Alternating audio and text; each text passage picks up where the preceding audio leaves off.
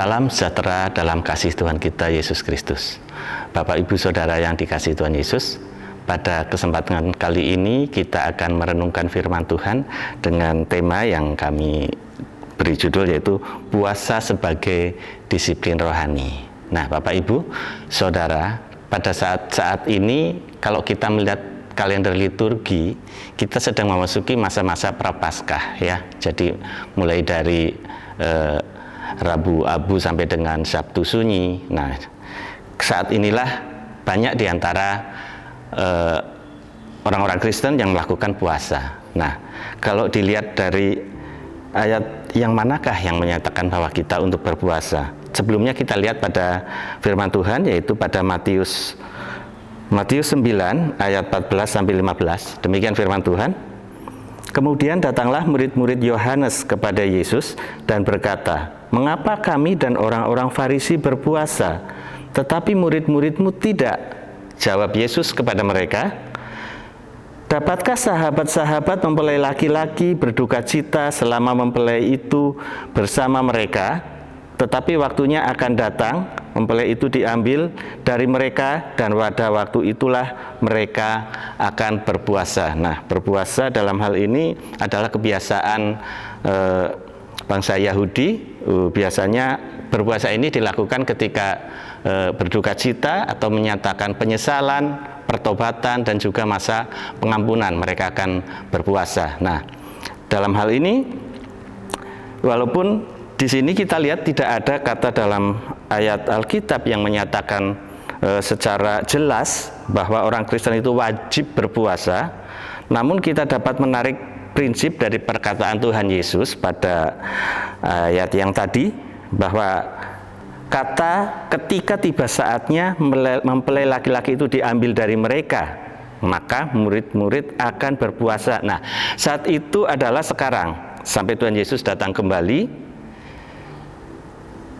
dan kita para murid diharapkan akan berpuasa. Jadi dengan demikian, berpuasa bukanlah suatu kewajiban legalistik, namun adalah undangan dari Allah untuk menikmati berkat yang Ia curahkan lewat disiplin rohani. Nah, dalam hal ini berpuasa dalam rangka adalah untuk mendidik kita agar senantiasa berdisiplin, khususnya dalam hal disiplin rohani. Nah, biasanya dalam hal berpuasa itu selalu dikaitkan dengan berdoa, karena pada khotbah Tuhan Yesus di atas bukit ada 3 hal penting yang dikhotbahkan waktu itu, yaitu dalam hal memberi bersedekah, kemudian juga berpuasa dan berdoa. Nah, dalam hal ini ketiganya adalah 3 unsur ini penting. Jadi walaupun di sini dikatakan tidak ada yang spesifik atau yang dengan jelas menyatakan harus berpuasa, tetapi berpuasa itu penting. Kita lihat juga dalam peristiwa sebelum Tuhan Yesus melakukan karya penyelamatan ya, Tuhan Yesus sebelum melakukan pelayanan juga berpuasa 40 hari 40 malam bahkan. Dan juga kita lihat juga ketika Rasul Paulus dan Barnabas juga mau mengangkat tua-tua untuk melayani, mereka juga berpuasa. Dengan demikian, berpuasa itu penting dan diharapkan kita tetap melakukan puasa. Demikian. Terkait dengan doa puasa, kita lihat Alkitab kita ya, yaitu pada kitab Esra 8 ya, Esra 8. Jadi doa dan puasa sering kali dikait-kaitkan, terlalu sering fokus pada puasa itu adalah hal tidak makan dan minum. Tetapi dalam hal ini, dalam berpuasa juga tetap disertai dengan berdoa tentunya ya. Jadi tujuan dari puasa itu adalah melepaskan mata kita dari hal-hal duniawi dan berpusat kepada Allah saja. Jadi kita biar lebih fokus, kita tidak memikirkan hal-hal duniawi dan kita berfokus kepada Tuhan, dan kita berdoa dengan lebih khusyuk dengan melakukan puasa. Nah, berpuasa itu juga erat kaitannya dengan disiplin berdoa tentunya ya.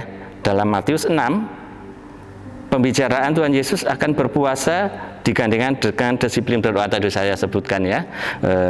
Kemudian kalau kita lihat di kitab Esra 8 ayat 23, Esra 8 ayat 23, demikian firman Tuhan.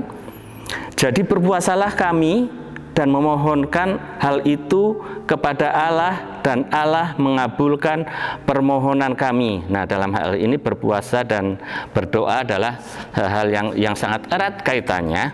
Jadi puasa secara spiritual akan mempertajam kepekaan dan kesiagaan kita dalam memanjatkan doa. Nah, doa puasa dilaksanakan ketika ada keadaan mendesak atau curahan isi hati mereka kepada Allah. Esra yang berjalan bersama bangsa Israel pada waktu itu berpuasa dan berdoa di tepi sungai Ahawa, memohon perlindungan Tuhan dari bahaya. Nah, dalam keadaan khusus juga mereka biasa untuk berpuasa, dan kuasa Tuhan dari dulu, sekarang, dan selamanya tidak akan pernah berubah. Jadi hal berpuasa itu adalah hal yang penting, Bapak Ibu Saudara. Kemudian puasa juga menandakan adanya kesungguhan pada orang yang melakukan permohonan doanya dan memperkuat seruannya di hadapan tahta Allah. Jadi orang yang berdoa sambil berpuasa menyatakan bahwa dirinya sungguh-sungguh memohon. Nah, inilah yang kebiasaan yang dilakukan pada waktu berpuasa, tentunya dengan berdoa untuk menyatakan kesungguhannya akan permohonannya. Ini sering kita lakukan ya.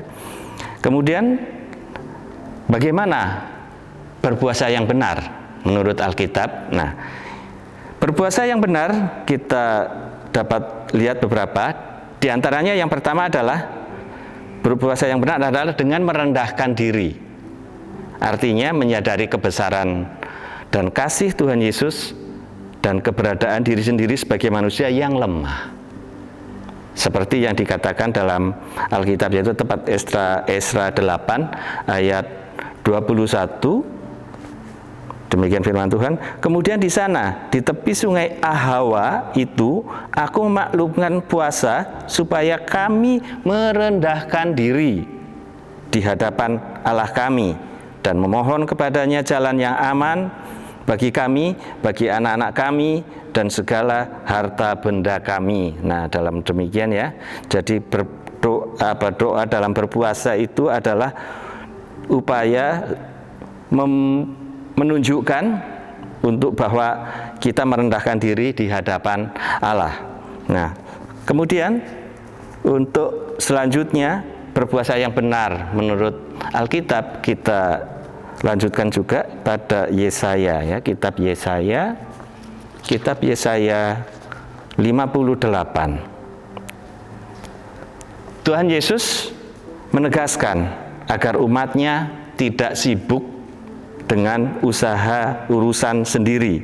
Nah, hal ini disampaikan ketika orang-orang Israel yang berpuasa protes kepada Tuhan karena doa mereka tidak didengar. Kemudian Tuhan menjawab bahwa hal itu dikarenakan umat Israel yang sibuk dengan urusan diri sendiri. Nah, dalam hal ini kalau berpuasa juga harusnya tidak bersikap egois. Jadi sikap egois ini yang harus dihindarkan ketika sedang berpuasa. Selain merendahkan diri, kita juga tidak mementingkan diri sendiri. Nah, itulah tuntunan yang Alkitab ajarkan kepada kita dalam menjalankan puasa.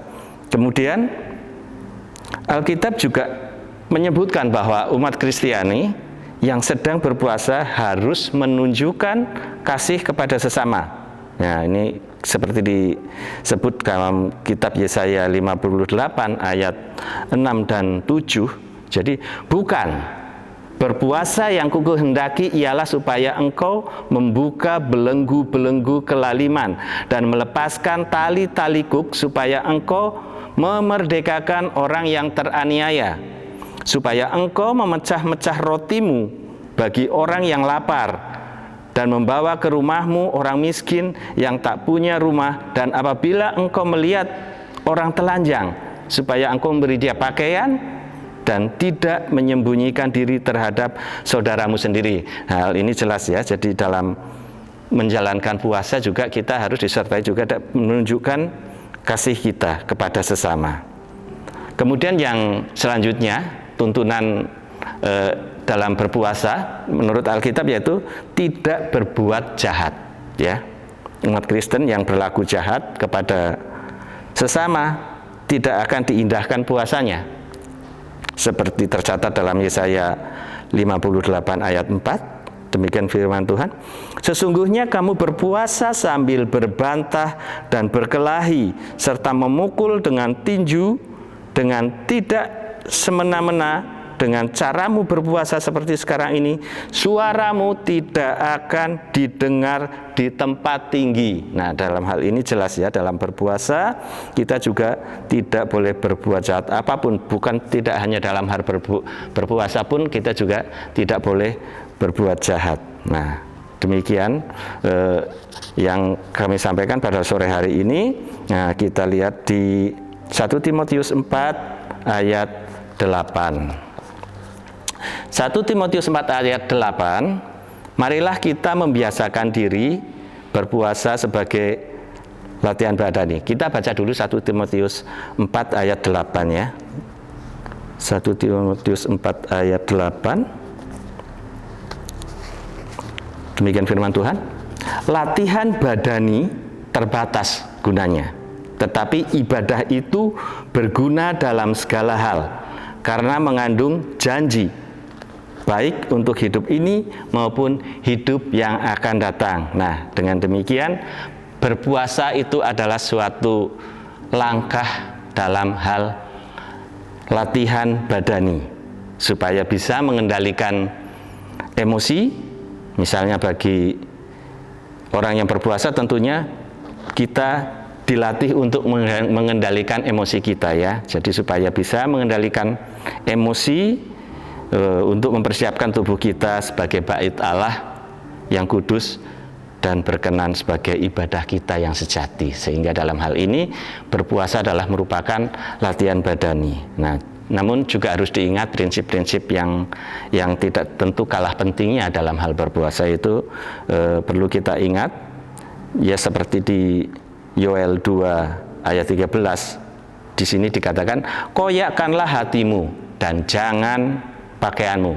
Nah, ketika umat Yahudi melaksanakan puasa, mereka biasanya dengan menunjukkan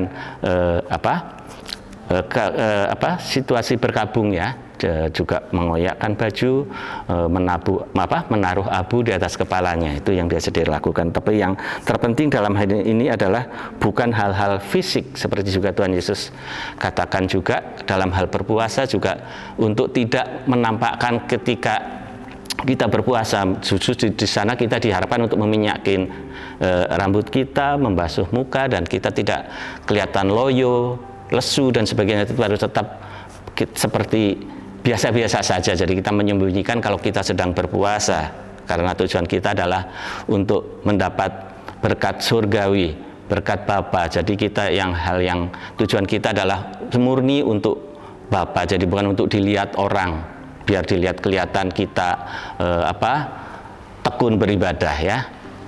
Dengan demikian itulah makna berpuasa dalam masa-masa penantian masa-masa Prapaskah, dan juga tentunya juga tidak hanya dalam masa Prapaskah saja, karena dikatakan juga berpuasa adalah untuk berdisiplin rohani dan untuk latihan secara badani.